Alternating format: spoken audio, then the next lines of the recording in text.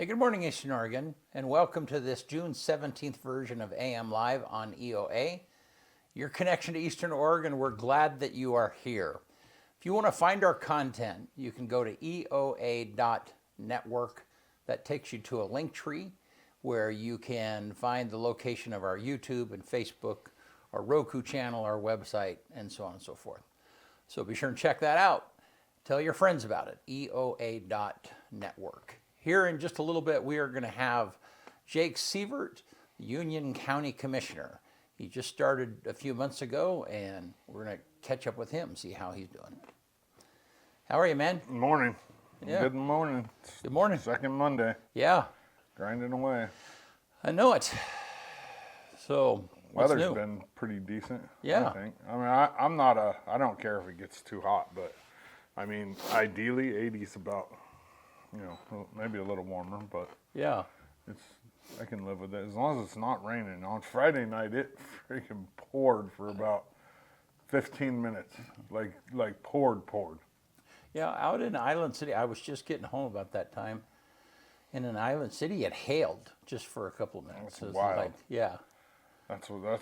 I mean, it was literally like, I don't know. I would say the lightning was within 5 miles, probably maybe a little closer than that. Huh. And and Stu and Duncan were umpiring the baseball game. God, what a combination that is, for crying out loud.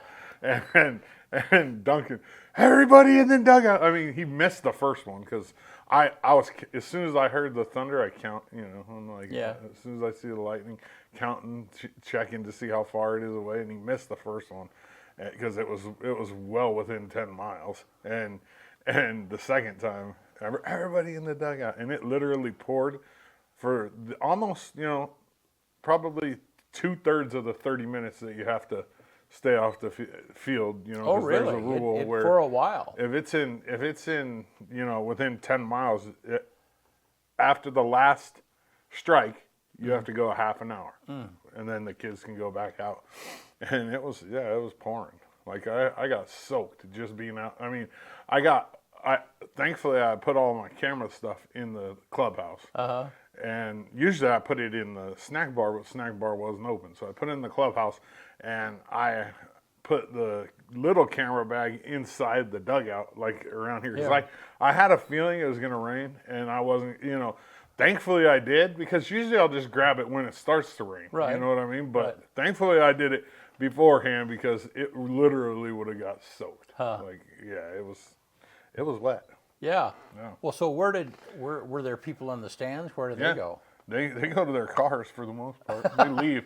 They go to the store. Like I know a couple of the dads come, hey, you guys need anything to drink? Because they know it's going to be at least a half an hour. A half an hour. Yep. Yeah. That's the rule. Huh. Yeah. Wow. Fun. All right. Well, hey, you want to do sports? Let's do it. All right.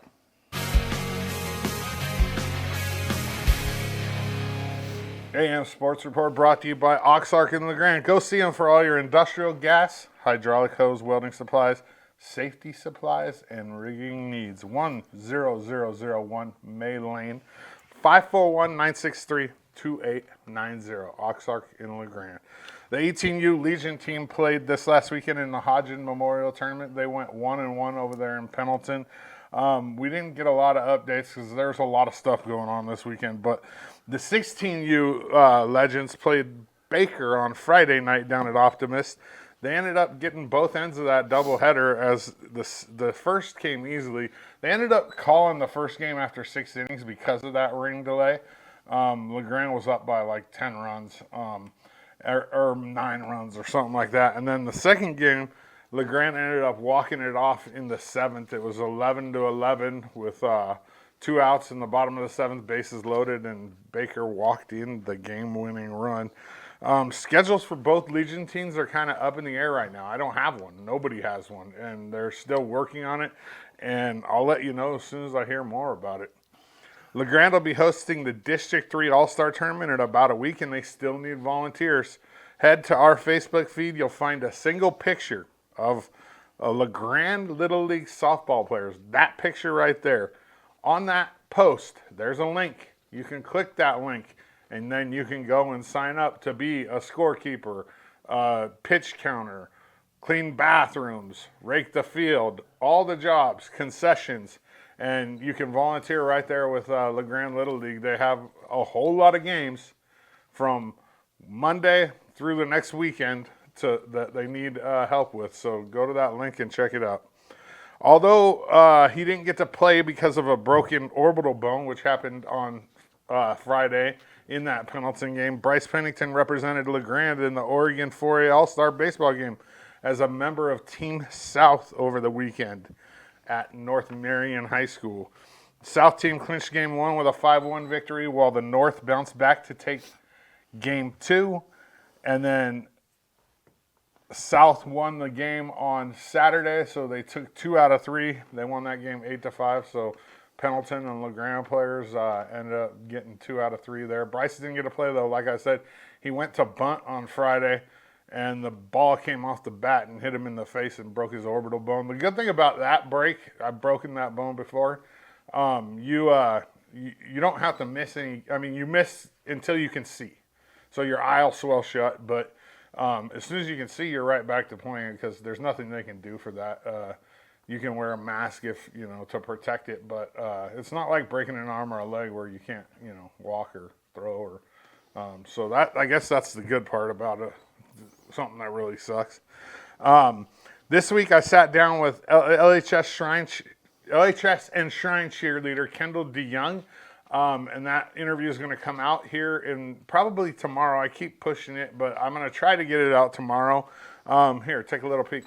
As far as your best memory of cheerleading, what is it so far? Probably UCA camp. Last summer we went down to Great Wolf Lodge for about a week, and it was just fun to spend time with my team and other cheerleaders. Yeah. So that team aspect, you don't get that same team aspect in equestrian, do you? No. What was that something like that you were looking for in life? Because a lot of kids, like especially at that age, need some sort of social, like team, basically. Yeah.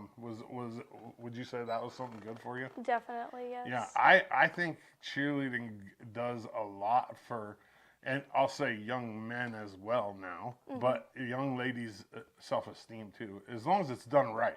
There are times when it can be like pretty bad and detrimental, but when it's done right, the team's done right, it's a really good positive, uplifter for young ladies. Are you going to keep cheering? Yeah. You are? Yeah. What's your plans? I'm going to continue at Eastern Oregon University. So you're going to cheer for Heather? Yep. Yeah, I've known her for a long time. I mean, I've had the whole EOU cheer team on my show before, which your cousin, we'll talk about her real fast. She was a cheerleader at EOU, Megan Demersion, and she also worked for us. She did she did the news for us for like 6 months, 8 months, right before she moved to Portland. And she's a heck of a cheerleader to kind of follow in her footsteps. Yeah. EOU, huh? What's your what are you going to school for? What do you want to be? I want to be a math teacher. You do? Yeah. Math's my favorite subject. I'm good at it. And I love math because there's always an answer. Right. It's not like where there's all this stuff where, I hypothesize this and it's 6 plus 8 is 14 and 14 minus 8 is 6. And you can always work your way back and forth. That's why I like math. What about Shrine? How'd you find out about that? What was that process like? My coach Kimberly told me about it. She said there's opportunities for cheerleaders, and she just encouraged me to do it. And you were the only senior on LeGrand this year, right? Yep. So you're going to represent LeGrand with about 20 other girls for the East? Yeah. That's going to be a little bit different of an experience for you. The lady that runs it, she's amazing, and it's a whole week of fun. I hope you're ready for that because it really is. They make sure that you guys have a good time. AM Sports Report brought to you by Oxark in LeGrand. Go check them out. 10001 May Lane or call 541-963-2890. All right. Thanks, man. Yes. All right. Well, let's take a look at the weather.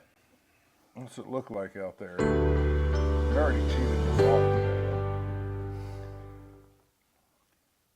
So CHD is our weather sponsor, Developmental Disabilities. We appreciate their sponsorship. So yeah, it looked pretty out there. Looks sunny. The wind's blowing a little bit. I had a little bit of a drone flying I had to do yesterday, so I'm glad I did it yesterday and not today. So yeah, let's look at that graphic, Bennett. So 82 today, 49 tonight. And then, wow, and then Friday and Saturday, the high is 64, Saturday 56. So it's going to cool down a little bit, and showers. Yeah. Looks like there's going to be a little bit of rain over the weekend, and then Get it out of the way because that tournament starts on Sunday.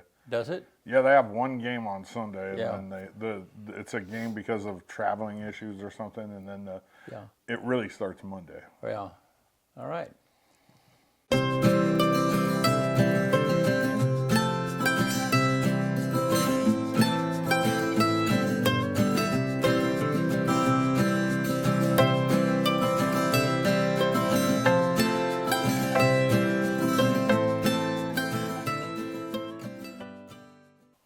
Again, appreciate our sponsor, CHD Developmental Disabilities. And that gives you the information on how to report the abuse of vulnerable adults that you might see. Appreciate you keeping an eye out for that. All right, we'll be back in just a minute with Union County Commissioner Jake Seavert.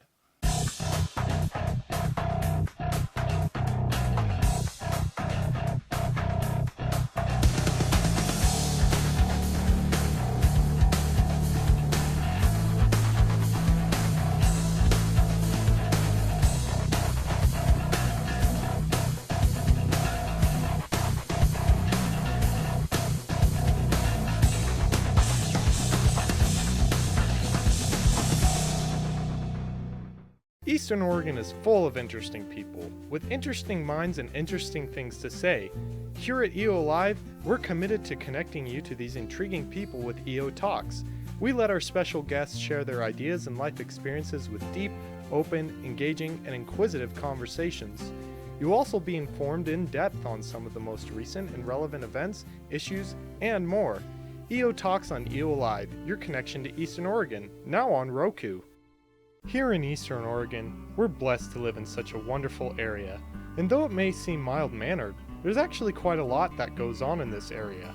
And apparently, there's two dinguses who happen to be here that are actually crazy enough to get up at the crack of dawn to talk about it. Tune in to AM Live on EOA with Brent and Dodsey, featuring special guests, weather, sports, news, and more, every Tuesday and Thursday at 8 a.m., only on EOA Live, your connection to Eastern Oregon, now on Roku.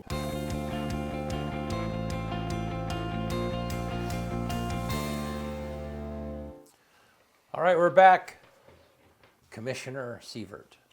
Does that sound strange still every once in a while? Every day you wake up, the imposter syndrome kicks in. Well, hey, man, glad you're here. How you doing? I'm doing good. Thanks for having me. Yeah. It's a good. pleasure to be here with you guys. So how many months has it been now? 5 Yeah. and a half, maybe? So almost half a year, Yeah, pretty close. and it's just like gone by quick, has it? Yes and no. Yeah. Yeah. Are you still discovering new things that you're responsible for that you didn't know? No. No. Pretty much have got them lined out. Okay. Yeah. Good. What would you say? I mean, I know you've had a lot of. I mean, the whole thing has just been like a mind rush. What's one of the biggest surprises that you think you've experienced through the thing? Oh, man.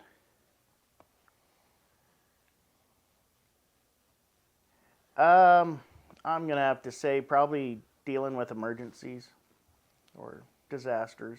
Yeah. I mean, obviously, we don't make hands-on decisions, but everything engulfed around that, as far as possibly getting involved with the press.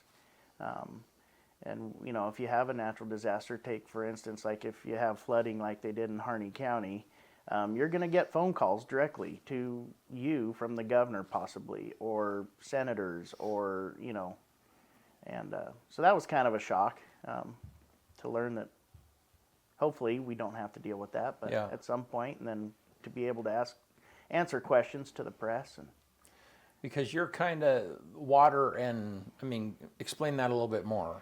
Who would, in what cases would they be reaching out? Well, and that's just kind of the gist of it right there. Is they'll probably reach out to all of us all at once. Yeah. And even though we all kind of have our wheelhouses or lanes that we stay in, They don't as know far that. as Yeah. they don't know that, Yeah. and collaboratively as a group, we need to make those decisions in those circumstances. Yeah. So not just one individual, but that's kind of the case of it. Yeah. Well, and then in the emergency preparation, is that part of the surprise too? Just the amount of stuff that you don't even know that they're prepared for? Yeah, and it's been surprising to know. We're fortunate. You've had Nick Vora on the show several times. Yeah, and he's an amazing. I try not to brag on him too much because I don't want someone to come in and scoop him up, because he is amazing. Not only here for our county, but regionally and statewide, they really rely on Nick for all his experience and knowledge in that field. But it's good to have someone in place like that, because I feel that we're probably going to handle any emergency very well, because he has done all of the preparedness, lining out grants to bring in equipment. I don't know if they're down there yet, but they were supposed to be, I think last week, parking 2 convex containers down at the fairgrounds loaded with supplies if we ever had a natural disaster. He's done a lot to prepare this county for any natural disaster. Yeah. Yeah. Well, and that's, Evacuating. I think they run an evacuation drill at some of the retirement homes the other day. yeah, he was telling us about that. Yeah. It's things that you don't think about, but you might have to go through, and so to run through those once or twice, it's helpful. Yeah. Well, let's take a look real quick at some of the pictures that you sent me recently, and we'll just kind of go. This is you and Kim. Is that her name? No, that is Commissioner Collier from Malawi County. Oh, okay. We happened to be down there early on a Thursday morning, and thought we'd go sit in on the floor and watch Senate Bill 9, which Commissioner Collier was very instrumental in, and that was the DMV bill. So Bobby, Rep. Levy, took a picture of us from the floor just before she recognized us in the balcony, so that was good. Nice. All right. That was good. Yeah. And then when I was down there earlier in February, I was able to be invited by Senator Nash there to sit on the floor of the Senate side and be introduced. And that was kind of a predicament there. I didn't know, and I don't think Senator Nash really knew, but once they start voting on things, there cannot be any other elected officials on the floor. Oh. So, he got called up to the bench and was told that it was appropriate for me to leave now after they had voted on a thing or two. And so, yeah. Just keep going, Benny. Rolling through this. That was good. And then Friday, we had the opportunity to go over to the Oregon National Guard there in Pendleton for their Labor Summit. And surprisingly, that there is Dan Landa and Cody Vela. They run the local Eastern Oregon Veterans Group here. Yeah. And they were recognized for all of their efforts in getting veterans together and doing what they do and supporting each other. And it couldn't have been more well-deserved. And I was glad I was there for that. Yeah. To see them get recognized. And then part of that Labor Summit, we got to fly in a Chinook CH-47 helicopter. And Yeah. And that's not you out that there. is no way, no how. You wouldn't catch me. They would never let you out there. Never that, but even if they were like, hey, you want it? I'd be like, no, thank you. You Yeah. never catch me in that thing. I was period. gonna See say that strap? That is all that's like between him and 500 feet of space. And I just think, here's my mentality. Someone made that strap. Do I Does he trust have a the guy? parachute on too? No. No. Do I trust that guy that made that strap? No. No way. I don't trust the guy that made the helicopter. Let alone the strap. Yeah, you look at them things and it's just a big hunk of metal with 2 big engines on them. Yeah, but no, it was a great opportunity. They keep going there, Benny. flew us up from Pendleton to Hermiston. and then we kind of circled around to there's the Columbia River, headed back east.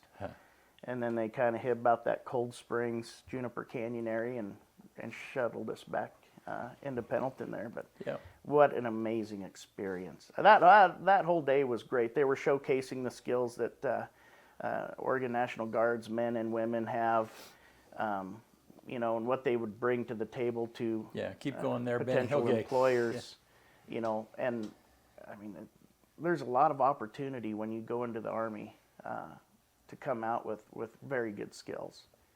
Very good skills. They'll, a helicopter mechanic. Yeah. I mean, you come out into the private sector and go work on helicopters, I'm pretty sure you could make a pretty darn good living. Right. Yeah. Electricians, engineers. You get all that training while being at the National Guard, and then of course, the opportunity for assistance for your school, for schooling, for college. So no, they've got a great ROTC program up here at the college. They got, I think he said, about 8 to 11 students involved in that. So it's a small group, but willing to grow on that. And so they work. So the ROTC, they'll work with these guys to get them through college, and they'll come out with a officer ranking into the Guard. Oh, cool. Great opportunities. Well, good. So now that you've been in it for a while, have you formulated some things in your mind, some goals personally? Yes. And I've started to kind of work on them. I'm bringing to the county a couple pieces of I'd say one would be a resolution that'll hit sometime in July. I'm not going to say too much on that. And then, and as a group of new commissioners, when we meet down there for county college, we've started this kind of wolf caucus, dealing with the wolves. Wallowa County really had a hard time this spring, and so we just asked those involved in in the county college, doesn't matter what part of the state you're from, we got together, we held one meeting, and since then, that was about was that a month ago, we've already had 3 calls, or 6 weeks ago, we've already had 3 meetings together, and we're getting some legislation and support going at the federal level and state level. Commissioner Frank out of Harney County put together a resolution that we're going to send back to NACO, their big convention in July, and we're going to sign on to a letter that we'll send back to the legislation at the federal level back in D.C. Explaining why wolves need to be delisted, and I believe that was what HR 845, that's what it was. So, I mean, it was good and collaborative to get kind of involved with that. Another thing I'm working on, when all these ideas, right, I feel bad for Commissioner Anders and Commissioner Scarfo, because when I get back from county college and I learn all these things, Right. I'm just like, boom. They, I'm sure, enjoy it. Every time we're probably marking on their calendar, oh, Jake's going to be back from county college this Monday. What's he going to bring to the table? But it's a good opportunity. A gal, Digit McCracken, she works for Oregon Extension, OSU Extension. She's their youth and CTE program director. She gave a talk about how she put on a trades fair at Grant County. And I thought, man, what a wonderful opportunity. We don't have anything like that in our county. So I made it a goal to try and assemble a committee and group and try and get a trades fair put together. And so far it's coming along well. The reason I chose that is, I support those kids that want to go to college, definitely, but I think there's a significant portion of those that don't want schooling, further education. They want to go into the workforce. And when we were campaigning, Brent, I mean, how many times was it brought up about jobs and getting our youth back to our community? They go and learn a trade and get them back into our community with good family wage jobs, and there's that opportunity there. I've tried to call plumbers and electricians the last couple of years, and they're so busy. There's just a lack of of help there. You could go to any tractor dealership in this valley right now today, and if you had a mechanic, background, I mean, they would hire you, pick you up just like that. So that brought it to my mind. I mean, what a great opportunity to promote that trade sector and get those kids and people back to our county and with good family wage jobs. And the other reason it sparked my interest is we'll leave. Actually, my son will get done with Wyotech this week. He graduates there with a diesel and advanced diesel mechanic degree. And during Is it that, Wyoming, Wyoming? yep, that's Cool. in Laramie. Yep. Basically a 2-year program condensed into 9 months. And he'll come back and he'll have a good wage job. It cost him a little money, but what doesn't, right? Your Right. return on investment. But during that whole process, we didn't know the pathway. I kind of heard, I kind of knew about Wyotech because I had a couple classmates in high school. That's where they went, and they've become very successful. But as far as, that was 25 years ago. And well, what's the pathway? What are, how do we get there? And so how do these kids get into a apprenticeship program in heating and cooling, or how do they, is there opportunity on the railroad? What opportunities are there, carpentry, running equipment? How do they get the training to go operate heavy equipment, And so I just want that opportunity for these kids that are coming out of high school and don't want to go to college, give them an opportunity and give them more options rather than pumping gas or, working Absolutely. for McDonald's. Yeah. And that's a skill or trade that no one can take away from you for the rest of your life. You'll Yeah. always be employable. Yep. Well, and that is super good. That's the, they're definitely, and when I talk to, Mark Browning from Blue Mountain. Blue Mountain, thank you. I'm going to sneeze, or it felt like I was going to sneeze and it blew my circuits. Anyhow, he's talked about how that over and over again, how it's not necessarily college education, but everybody needs further education, further training, and so that's awesome. That's really good. So what is a trade? What kind of a fair did you call it? It's a trades career fair. Okay, and what does that look like? What do people do? So we've nailed down the location. We're going to have it out at the stock show grounds in Union. That Okay. way it gives us some space to bring in maybe some trailers with some simulators in them, maybe have some equipment on site that these kids can look at and get a feel for. Obviously, we're going to have vendors there from Blue Mountain, Treasure Valley, Wyotech, Walla Walla. All these programs, all these junior and community colleges have great welding and mechanic programs available, and we're going to have some HVAC and carpentry unions. OSP. You don't have to have a college degree to become a state trooper. Right. Union Pacific, and we're going to invite these local wood production facilities because they struggle right now too finding employers. Shoot, Dodzy, I remember back in the day, when we were in high school, them were sought after jobs, and you had to know somebody In order to get into a it, job yeah. pulling green chain at Boise Cascade, Yeah. and now they just are Can't even struggling. find people to do it. Yeah, it's what a shift, and Yeah. there's great opportunity there.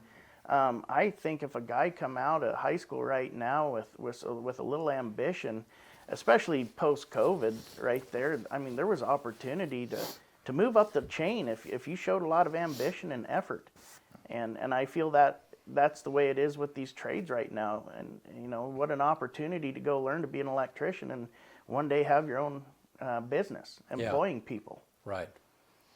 So anyways, so we're going to have a lot of vendors like that. I've got a committee put together. I'm working good with the workforce board and the ESDs. They're my contacts to all the schools.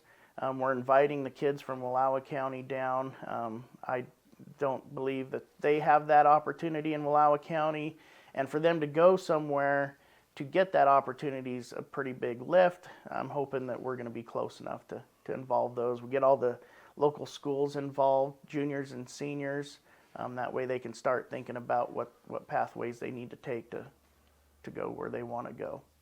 That's awesome. Yep. I think we've got a date set. It's October 15th. Yeah, so if anybody out there, is interested in participating or volunteering, we'd be happy to have you. But it's coming together pretty well. Cool.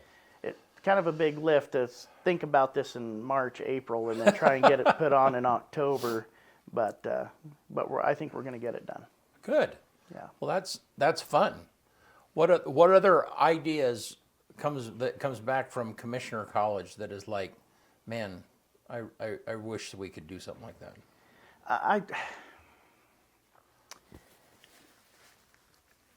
That was probably the biggest one. That's the biggest one that's really struck me. I wouldn't say I've come back with any more ideas of, boy, we need to do that. I need to learn more about that, Right. For instance, I didn't know the county was mandated to have a veterans program, right? And so I'm sitting there at County College going, okay, I know there's a VA up there on 12th Street, but that's not a county deal. That's a national deal. But who handles our veterans? So during class, I'm texting Paul and Scarfo and going, hey, where's our veterans? Right. And it's tied in with the CHD. Right. And I kind of assume that, but I didn't know that kind of stuff. So Right. that prompts me to come back and learn more about that program. Right. Even though Commissioner Scarfo that's his liaisonship was with CHD, and that includes public health, mental health, and the veterans program. But I still feel like I'd like to learn more about it, see how Right. that program's running, get out there and talk to the veterans and see, if there's any issues or concerns. So it's stuff like that. And it's typically one thing like, do we have a natural resource plan was one of them. I mean, that's kind of my wheelhouse. Yeah. What's a natural resource plan? So basically, it's developed by the Planning Commission and the department head of planning, and they just kind of go through and designate our areas, forest, and how we should see some of that be managed, and just kind of gives a pretty good explanation of what natural resources are available to us in this county, and they kind of list out some management on that, so that it can be kind of used as a tool for agencies, state or federal, to come in and see what we're doing with our natural resources. But I didn't know that we had one. I guess we do have one, so that I took a look at it, and I think we're going to open it back up and do some revisions, and that's kind of another one of my goals that I had coming into this position, was to put in our own county wolf plan, and stick that in natural resources. That way we can kind of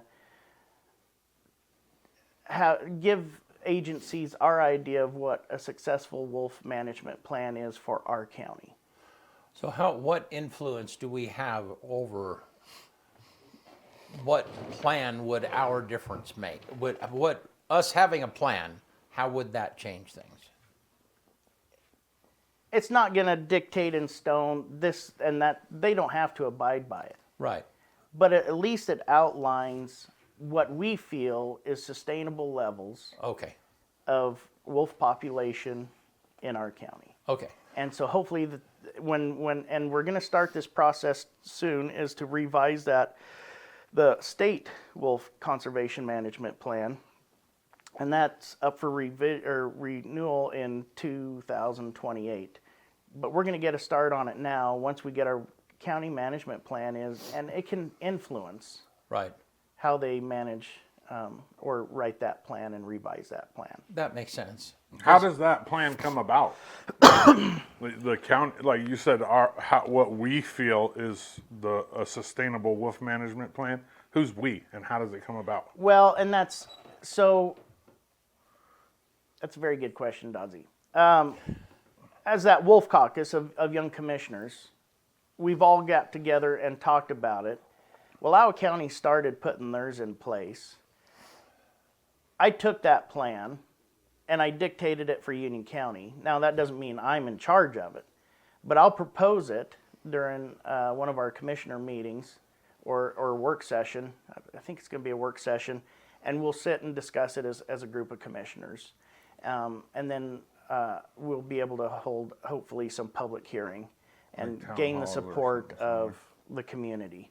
You know, I truly feel like, I mean, the wolves aren't going away, but I feel like we're saturated in population right now. And that affects a lot of things. I mean, you look at wildlife management and It's tough. and these livestock producers. They're not dispersing through the state quick enough as I think the biologists suspected. Well, and I went to a wolf listening session. It's probably been a year ago now, or a little bit longer, with Cliff Bentz over in Pendleton, and you might have been there. I can't remember. Yeah, and the one thing that came out of that was what is the number of wolves? What is the number that the state? You know, I mean, the state has a number for every wildlife that there is. You know, so then if you're managing elk, then you've got to have a number of the amount of elk that a particular area can maintain. You know, there's a number for all of these things, but there wasn't a number for wolves. And there still isn't. Right, and which is a super fair question. I mean, it doesn't matter how you cut it. It is, okay, what is the number? You know, How many is too many? How many is too many? That's what Bentz has said Right. this whole time. right. But if you look at it right now, the latest counts were like 204 wolves statewide. And we have 50 to 60 that have been counted in our county. So a quarter of the population is yeah. right here. Yeah, I'll guarantee you 80% of the population, total population, is in Baker, Union, and Wallowa County. Right.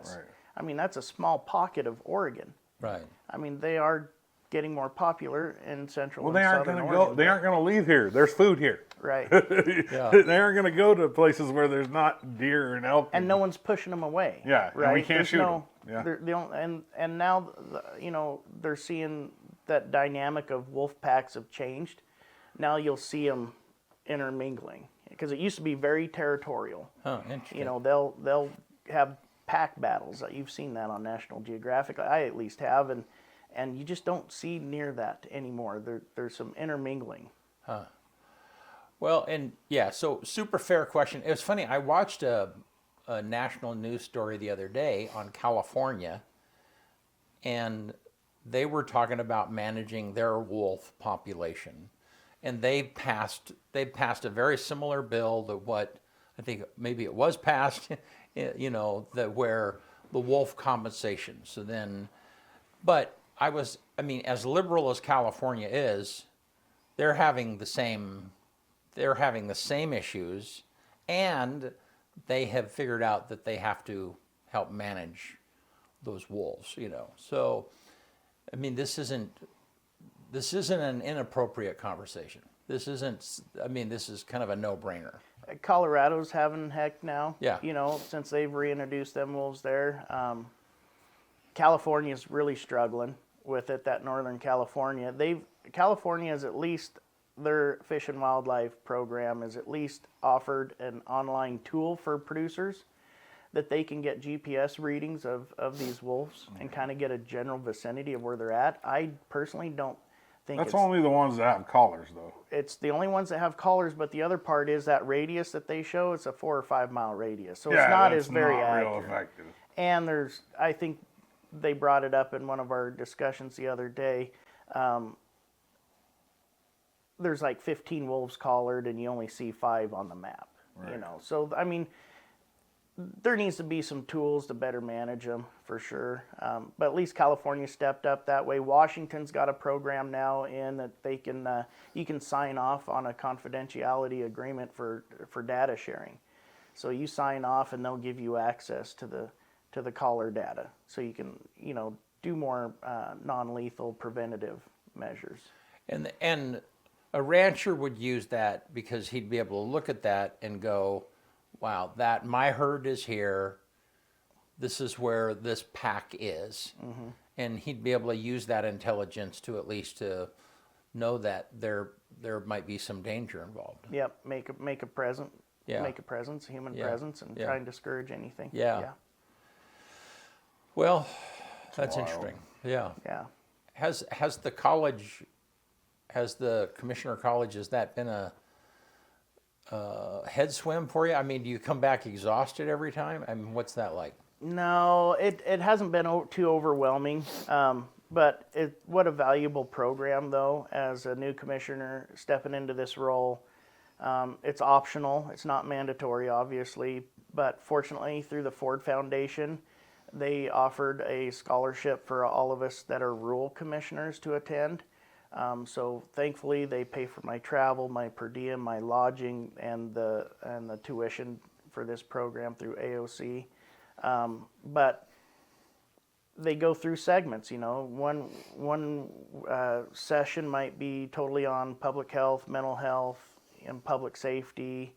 Then the next one might be natural resource focused. Oregon Department of Forestry, Extension, Oregon Department of Fish and Wildlife. So they kind of group it together to where you have similar. And so it's been helpful to just grasp your mind around everything, but it doesn't feel like you're getting the fire hose approach. Yeah. But it's been super valuable, the networking with other newly elected commissioners and seeing what's going on in their county across the state. And it's pretty surprising that we truly are blessed to live where we live in Union County. Oh yeah. I mean, we're fiscally conservative. We have great department heads in place. I mean, we're truly blessed, because I know of a couple other counties right now that they're totally disassembling departments and restructuring everything. I mean, it is just a completely overhaul of the county program, and it's like, wow, I'm glad we don't have to do that. Yeah. We're pretty darn fortunate, and we just got done with budget, you know, last month, and we'll approve that next week at our commissioner meeting. But everything lines up. I mean, every budget is balanced, and there's some contingency funds in a lot of them departments that we're in a good position. Yeah. We're in a very good position. Now, we can always use more money. Right. We could always spend more money, but we're in a good spot. Well, and when I was running, and even still, it's hard to get your mind around the vastness, and not just only the vastness of the county, but of all of the different departments. And I mean, we were driving out the other day, and it's like, this is a county road. This is maintained by, or all of that road, sometimes it's a highway and part of it's maintained by, the state of Oregon, and but all of that stuff, all of that stuff has to be calculated and figured out and maintained. And what a gigantic head swim that is. Yeah, I would think that since you brought up roads, if we could use more funding, that would be the department we're in. Yeah. Obviously, we took some cuts there. I think Commissioner Anders talked about, but and that's one thing that I kind of stirred the pot a little bit at the national level and local level of penning some letters to Merkley, Wyden, Bentz, Governor Kotek, Senator Nash, Levy. I just threw it out there, and it got some attention because we need to better manage our public lands. For lots of reasons. Everything that I've looked at, whether elk in the valley and damage to our farmers' crops, I think is from loss of habitat. Too much cover reduces the grasses underneath in that canopy. Then I look at forest health as far as fuel. It's not a matter of if, it's a matter of when this. I look at Mount Like a Emily every bomb. year and be like, we could wake up tomorrow and that thing be a charred landscape. I was up morel hunting a couple weeks ago, and I was just like, my gosh, It's dry, isn't it? And just all the down timber everywhere, literally everywhere. You can walk for miles. Yeah. And for every 3 trees, there's one down and dead. But probably not quite that many, but you know what I'm saying. Yeah. Like they're everywhere up there, and I'm thinking to myself like, why aren't we getting in here and slashing this out and get like cleaning this up? Because it's gonna be gnarly when it hits. Yeah. I mean, I don't know how we skated by last year, with all the big fires in Oregon, and I just hope we can skate by another year until we can get some. But we've got some traction with the Forest Service and this BIC group meetings that I'm starting to be involved with. I mean, with the current administration in there right now, we're in a good position. Do you think we're too far behind? Yes. Well, obviously, but money-wise, like, how do we ever catch up? Because it's going to cost a fortune to get these forests cleaned. You know that. Well, but there's opportunity there, right? You're marketable timber. Yeah. And there's lots of markets for this timber. I think, but where we're struggling at, though, is over the last 30 years of lack of logging, at one time, Eastern Oregon had 69 wood facilities in all of Eastern Oregon, Central Oregon, Eastern Oregon. We've lost 62 of those. And we just heard the other day that they shut down their last wood mill in Grant County last week. So now they're having to truck them logs to Pilot Rock or here in Union County, and fuel cost. Yeah. I mean, there used to be 3 mills in John Day, Prairie City, all that country down there.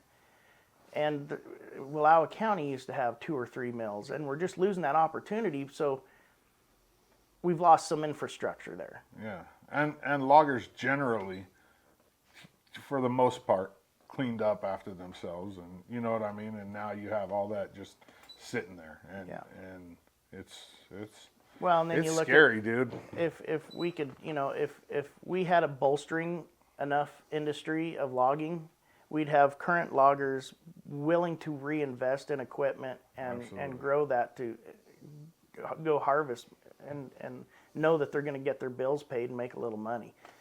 Same with these mills. These mills could probably get started back up if they haven't been shut down for too long, knowing that there's going to be timber there to there mill. has to be logs for them to mill, right? As long as we can get it going, yeah.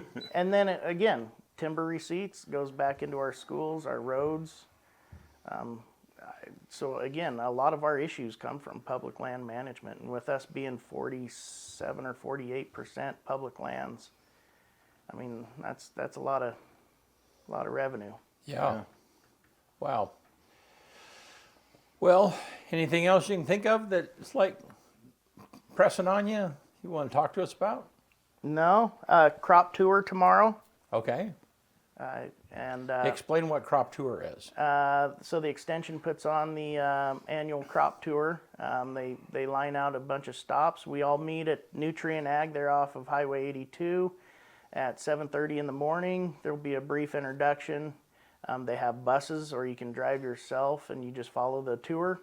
And they'll stop at some sites where a particular new kind of crops being grown. They'll discuss that. They've done some restoration work sites and discuss those. I know sometimes they get up into the forest and trees and discuss projects that they're working on up there.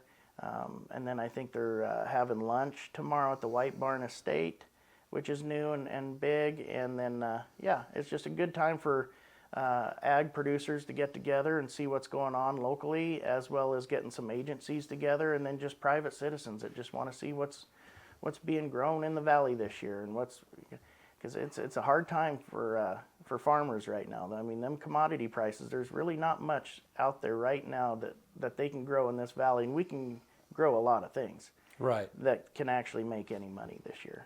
Yeah. Wheat's tough, the only thing doing good right now is cattle. Yeah.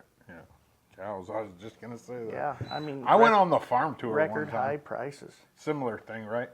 The farm tour is Yeah. put on by the same people. When they take you around to all the, we went out to that goat farm where, the Rovies. Yeah, the Rovies. Yeah, that was dairy. kind of cool. You have to Yeah. wear the little boots when you go in the barn, and they were actually, what's it called when goats calve? Kid. They're kidding. Kidding. Is that Yeah. kidding? Really? Yeah, they were kidding while I was there. It was kind of fun. Yeah.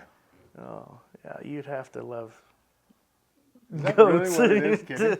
Kidding? Oh my gosh! I mean, she'll have several hundred goats born within a short 2 Oh, my 3 aunt had to time deliver frame. one. My aunt and uncle are sheep farm, for Oh yeah, 50 years. And while we were there, one was stuck, and my aunt hopped over the fence and was, it was like her motherly instinct took over. She delivered the dang thing. It was pretty funny, actually. No, and that's an amazing operation. A lot of people have no idea. It's oh, cool. it's great to have it here too. Yeah. I mean, she's selling goat milk to a distributor that is reaching some far places and doing No, some good things. that is a. I've tried to get her on the show before. Stephanie. Yep. Yeah, and her. I mean, it's a partnership. Yeah. For those of you that don't know, so the Rovies and her husband. Her husband grows he's the rancher or a farmer that does the feed part of feeding the goats. I mean, at least that's the last time I talked to them. Yep. Yeah. And they have 1,000 somewhere around in there. Probably. Yeah, and that is a. They have that big carousel Yeah, milker. and it's all modernized equipment. it's kinda cool. Every milk producing ewe, are they ewes? What are they? Does. No, they're not. Yeah.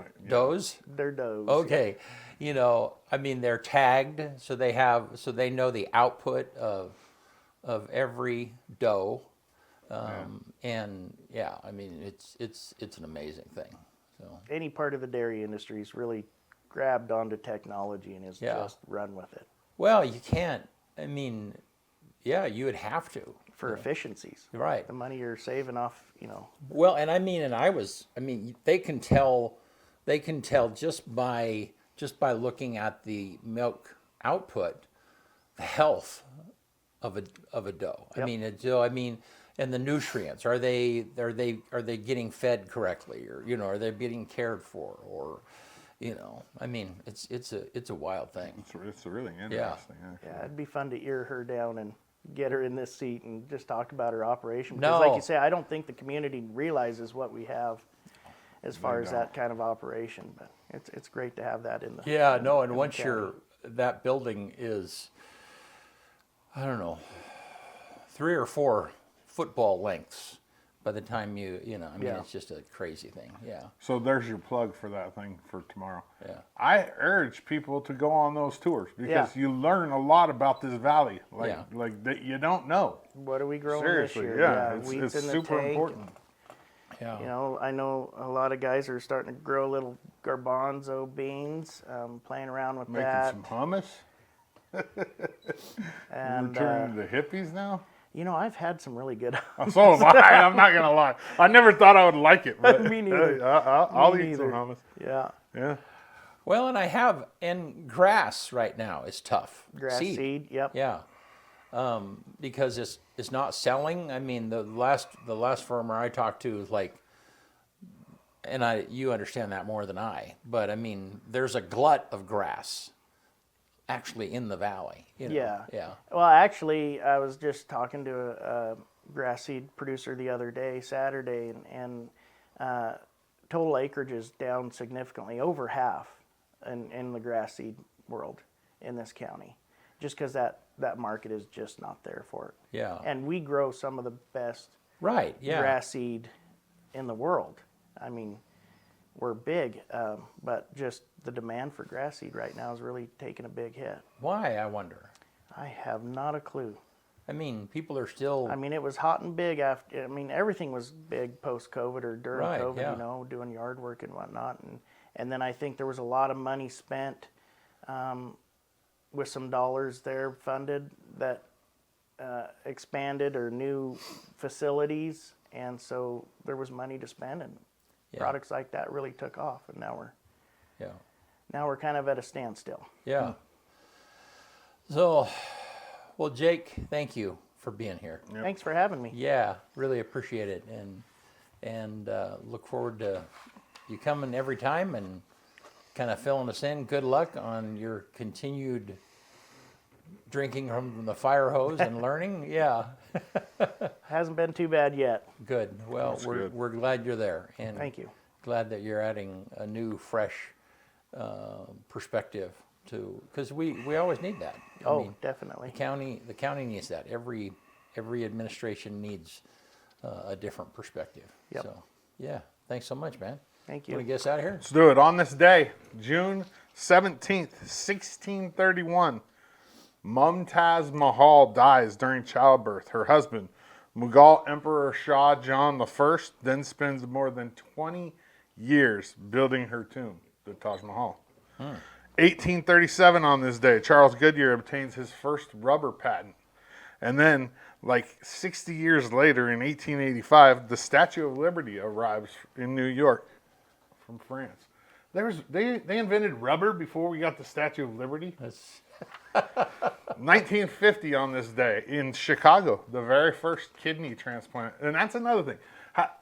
We just started transplanting kidneys 75 years ago. It feels like it's, you know what I mean? They're so advanced now that it feels like it would have been a lot longer than that. 1988 on this day, Microsoft releases MS-DOS 4.0. 1994 on this day. Everybody was glued to the television on this day in 1994. You have any idea? Anybody? Why? Something was happening down in California. It was on the news. O.J. Simpson. O.J. Simpson, Yes. the white Bronco, on this day. Yep, 1.5 hours live on TV. Wow. the They slow the white chase. Bronco, Yeah, yeah. I mean, that's so funny.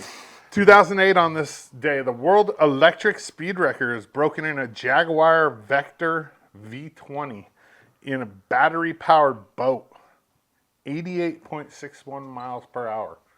That's pretty fast for a electric boat. Really, Electric Yeah. boat. really fast for an electric boat. The number one song in the country on this day, 20 years ago in 2005, "We Belong Together" by Mariah Carey. And then the quote of the day comes from Khalil Gibran. "Yesterday is but today's memory, and tomorrow is today's dream." One more time. Yesterday is but today's memory, and tomorrow is today's dream. All right. Good stuff. Yeah. So yeah, well, thank you. Thanks for being with us today, Jake. Yeah. Yep. So on Thursday, we're going to have the CASA people. Jill Finney will be here with us, and she'll be talking to us about the local CASA program, which is the program. You know how to describe that? Yeah, it's people that advocate for youth in court. Yep. Kid. Yep. So anyhow, be really interested to have that conversation with her. We'll see you soon.